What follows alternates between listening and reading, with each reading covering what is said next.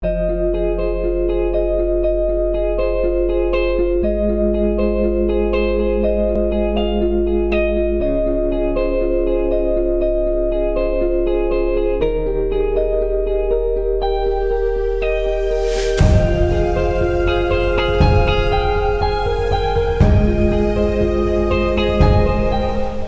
à tous les Futurofans et bienvenue dans cette nouvelle vidéo. Aujourd'hui on se retrouve donc sur le parc du Futuroscope et comme vous avez sûrement dû le voir, eh bien il y a beaucoup de monde aujourd'hui. En fait on est le 11 août, donc aujourd'hui le but de cette vidéo ça va être de vous montrer un petit peu est-ce que c'est une bonne idée ou est-ce que c'est une mauvaise idée de venir dans cette période en plein mois d'août qui est annoncée rouge voire même noir sur certains jours sur le calendrier de fréquentation que vous pouvez retrouver sur le site oopark.com ou également sur mon compte Instagram. D'ailleurs si vous n'êtes toujours pas abonné à mon compte Instagram, c'est le moment d'y aller.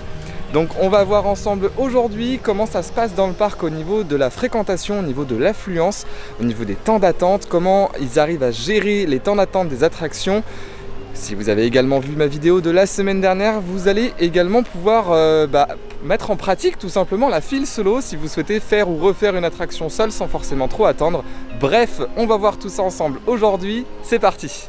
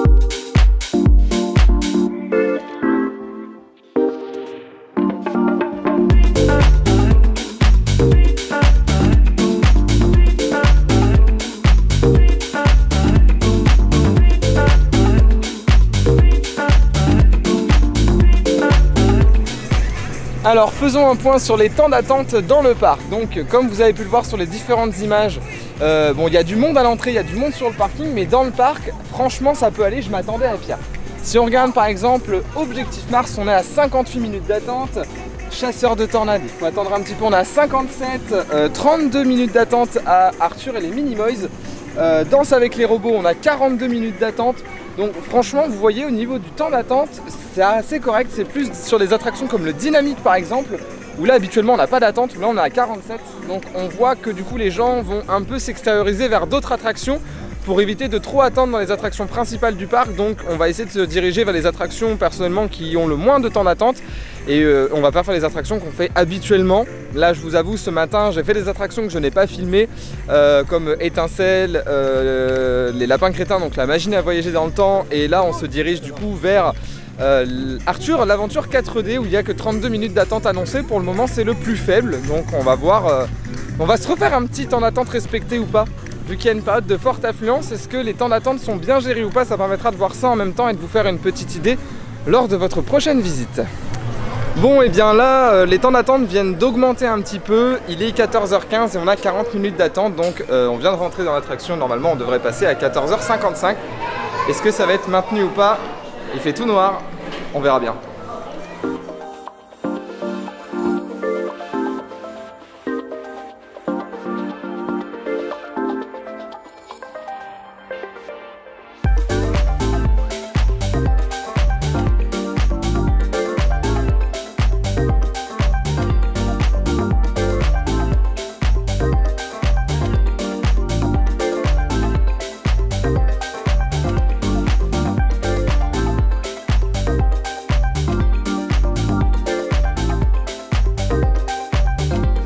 Et bien c'est parti, nous rentrons dans Arthur et les Minimoys, bien sûr dans l'attraction Arthur l'aventure 4D.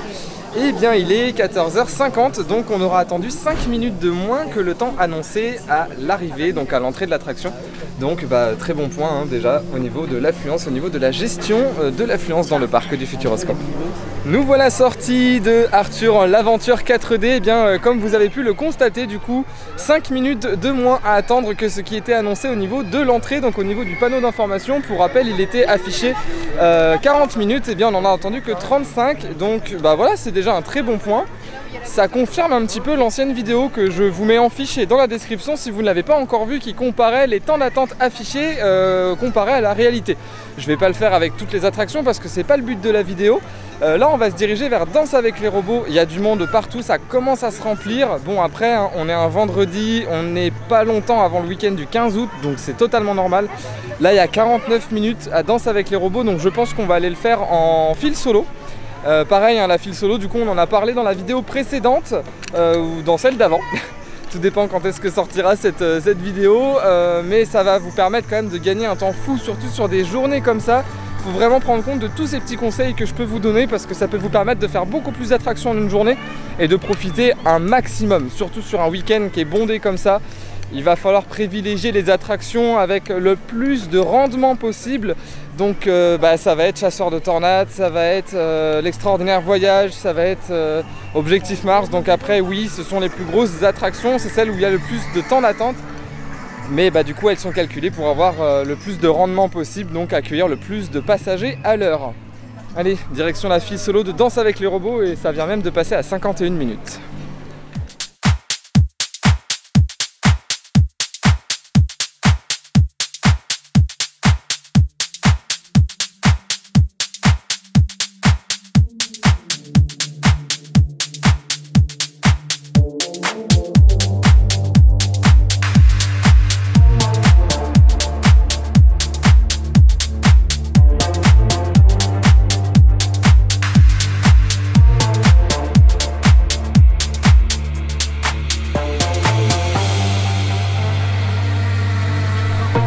Nous voilà sortis de Danse avec les robots. Bon, et bien grâce à la file solo, nous avons attendu environ 10 minutes, contrairement aux 50 minutes qui étaient normalement annoncées. Donc après c'est normal qu'on n'ait pas attendu le même temps d'attente, hein. Ça nous a encore permis de gagner quand même 40 minutes. Et en plus, à chaque fois, depuis le début de la journée, ça se passe plutôt bien les files solo parce que on est quand même avec les gens de notre groupe. Parce que je ne suis pas tout seul aujourd'hui sur le parc et ça fait plaisir. Du coup franchement aujourd'hui c'est super bien géré, que ce soit au niveau des files solo, au niveau des files classiques, au niveau des temps d'attente, ils sont respectés. Et du coup je vais vous faire mon petit retour sur Danse avec les robots. Non, je n'ai toujours pas fait le mode expert, j'ai refait le mode débutant, mais j'ai eu la chance de pouvoir retester le mode débutant sur les nouveaux robots 3 places. J'ai appris il y a environ 2-3 semaines qu'ils avaient été mis à jour et un petit peu plus accélérés au niveau des mouvements. Ouais, très franchement ça se sent et ça se voit. Bon, il y a longtemps que j'avais pas fait le mode débutant sur le robot 3 places, mais il était mou. Faut dire ce qui est, c'était mou, il y avait des petites sensations, mais rien de fabuleux. Là franchement, on a eu des à-coups, on a eu des sensations de chute, on a eu des virages brusques, on a eu pas mal d'accélération. Ça fait plaisir parce que j'ai plus eu l'impression de retrouver le niveau 2 en fait d'avant. Donc ça fait vraiment plaisir. Je sais pas, j'ai quand même envie de tester un jour le mode expert sur ces nouveaux robots parce que les sensations me plaisent et il est quand même beaucoup moins brusque que les anciens robots. Donc ça peut être quand même super sympa, donc à voir. Là en tout cas on va se diriger vers la prochaine attraction, on va regarder les temps d'attente, c'est parti. Allez, c'est le moment où on fait un peu de sport parce qu'on monte des escaliers. On a décidé de ne pas prendre l'ascenseur pour faire les sportifs, même si on n'en est pas réellement. Bref, là on se dirige du coup directement vers Sébastien Loeb Racing Experience. Voilà, c'est juste parce qu'il n'y a que 8 minutes d'attente. Très clairement, je veux pas être méchant vers cette attraction, mais vous le savez très bien que je ne la porte pas dans mon cœur. Depuis qu'elle a été un petit peu remaniée, on va dire, hein, depuis que les casques de réalité virtuelle ont été enlevés. Là en fait c'est juste parce que on s'est dit voilà, on a organisé ça comme ça, on va faire Sébastien Loeb. On va faire la gyrotour après, également pour voir un petit peu l'avancée des travaux de l'Aquascope, ce que ça donne vu du haut. Et après, eh bien, il y a le spectacle Illusio à 16h30, donc ça va nous permettre de faire quelques petits trucs d'affilée comme ça, sans trop d'attente, donc on y va tranquillement.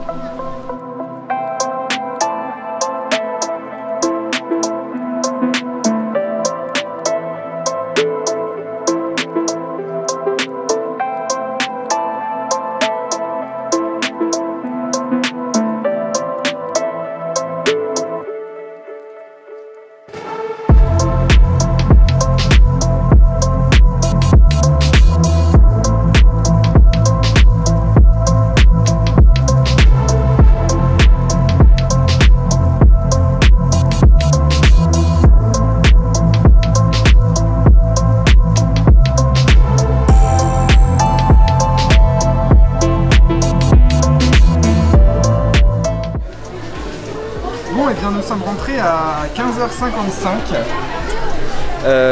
et on va voir en fait tout simplement si le temps d'attente va être bon, tout simplement parce qu'il y a beaucoup de monde.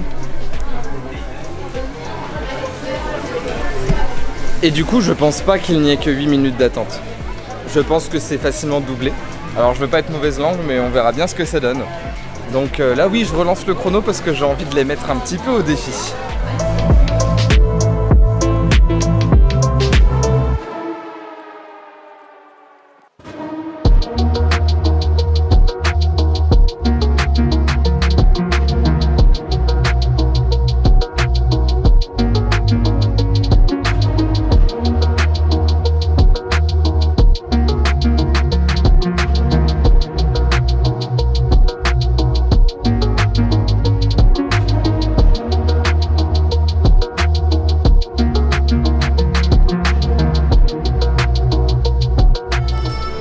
Bon, que dire? Je sais pas.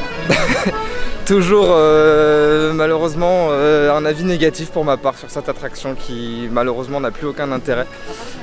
Et en plus, on a attendu le double de l'attente parce qu'on a attendu quasiment 16 minutes alors que c'était affiché 8 à l'entrée. Donc voilà, non, il est temps que ça se termine pour Sébastien Loeb, enfin pour Racing Experience qui n'a pas forcément d'intérêt à mon goût à aujourd'hui. On entend malheureusement la critique des gens qui en sortent, quand il y a vraiment beaucoup d'attentes, qui se disent bah voilà, on a attendu 1 heure pour ça, ça les valait pas, enfin ça valait pas le coup. Aujourd'hui voilà, encore une fois on n'est pas là pour donner mon avis sur les attractions, mais la gestion du coup n'a pas très bien été gérée dans Sébastien Loeb. On a quand même attendu le double, bon ce n'était que 16 minutes, mais il y avait 8 affichés. Bon et bien du coup, vu qu'on a attendu un petit peu plus longtemps que prévu à Sébastien Loeb, et bien nous ne pouvons pas faire la Gyrotour. Nous allons donc directement direction Illusio, donc le spectacle de magie du Futuroscope. J'avais envie de le refaire et les personnes avec qui je suis aujourd'hui ne l'ont jamais fait, donc pour moi ça reste quelque chose qu'il faut faire. Bon, ils sont là pendant 3 jours, donc ils ont le temps de profiter, ils auront le temps de faire la Gyrotour plus tard. Moi j'aurai le temps de la faire une autre fois, il n'y a aucun problème là-dessus. Et ce sera donc le dernier divertissement de la journée pour moi, parce que comme vous le savez après, j'ai de la route. Et ça vous aura permis déjà de voir un petit coup d'ensemble du parc sur une journée de forte affluence, annoncée rouge pour aujourd'hui. On n'était pas noir non plus parce qu'on n'a pas dépassé l'heure d'attente sur les attractions comme on a pu le voir ensemble. Donc direction Illusio, malheureusement je ne peux pas filmer, mais je vais vous dire mon avis à la fin de l'attraction et je vais également demander l'avis à mes amis qui le font pour la première fois aujourd'hui. C'est parti!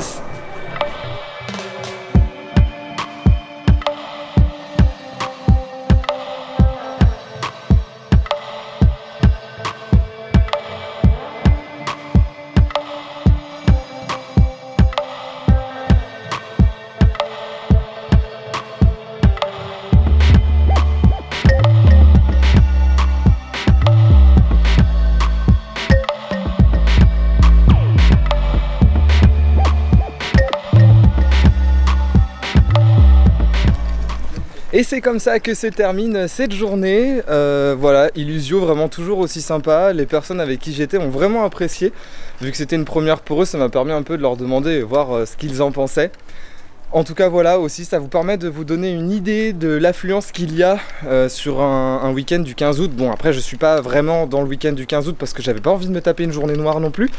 Je vous aime bien, mais j'avais pas envie vraiment de venir sur une journée blindée, mais ça peut vous donner déjà un ordre d'idée par rapport au jour rouge qui était annoncé sur le calendrier d'affluence. Donc on résume un petit peu, vous avez donc les files solo qui vous permettent quand même de gagner du temps sur vos temps d'attente. Ça vous évite en fait d'avoir à attendre l'heure complète. Si jamais les attractions proposent cette file là, ça peut toujours être pratique. Ça porte bien son nom, vous serez seul, donc vous serez séparés si vous êtes en famille ou en groupe. Après vous avez également par exemple la Gyrotour qui est une attraction qui a un assez bon débit. C'est pas quelque chose de sensationnel ni rien, mais ça vous permet d'avoir une vue sur le parc sympa, de faire une pause et d'avoir une attraction avec peu de temps d'attente. Et un gros avantage également, c'est que vous avez des personnes à la sortie des attractions qui vont vous guider par exemple sur les prochaines séances du Kinémax, les prochaines séances du spectacle de magie, etc. Donc c'est vrai qu'il y a vraiment un très bon rendement, une bonne gestion de la part des employés, que ce soit dans les attractions ou en dehors des attractions. Sur les peu d'attractions que je vous ai montré, vous avez vu que les temps d'attente étaient quand même très bien respectés. Sauf une, mais bon, celle-là, on la passe, on la met entre parenthèses. Mais en tout cas, voilà, journée positive. Je m'attendais pas à passer une aussi bonne journée sur une journée rouge, Après, si vous souhaitez profiter un maximum, il faut éviter bien sûr ces journées ou venir sur minimum 2 jours pour pouvoir profiter du parc entièrement. En tout cas, j'espère que cette vidéo aura pu vous aider à organiser votre journée sur le parc du Futuroscope pendant les vacances d'été. Alors, bonne ou mauvaise idée, ça reste mitigé. Je dirais bonne idée si vous souhaitez venir minimum sur 2 jours et si vous connaissez bien le parc. Mauvaise idée si vous voulez venir sur une journée et vouloir faire toutes les attractions. Clairement, ça ne sera pas possible. Donc attention à ça. Vérifiez encore une fois le calendrier de fréquentation proposé par le site Oopark et également le calendrier de fréquentation que je publie sur mon compte Instagram. Ça peut vous permettre d'organiser votre journée, donc je le publie toujours quasiment 15 jours avant le mois qui arrive. Ça va vous permettre de pouvoir organiser votre séjour. Et si jamais vous souhaitez organiser un séjour un peu plus lointain, et ben vous m'envoyez un petit message privé sur Instagram et puis je peux vous envoyer le calendrier tout simplement. Sur ce, je vous fais plein de gros bisous. Merci encore d'être toujours aussi nombreux à me suivre, à vous abonner. On n'hésite pas, le petit like, le petit commentaire. Et puis on s'abonne avec la petite cloche de notification. Comme d'habitude, je pense que vous commencez à être au courant de tout ça, quoi. Allez, sur ce, à mercredi prochain pour une nouvelle vidéo sur Futurofan. Ciao, ciao!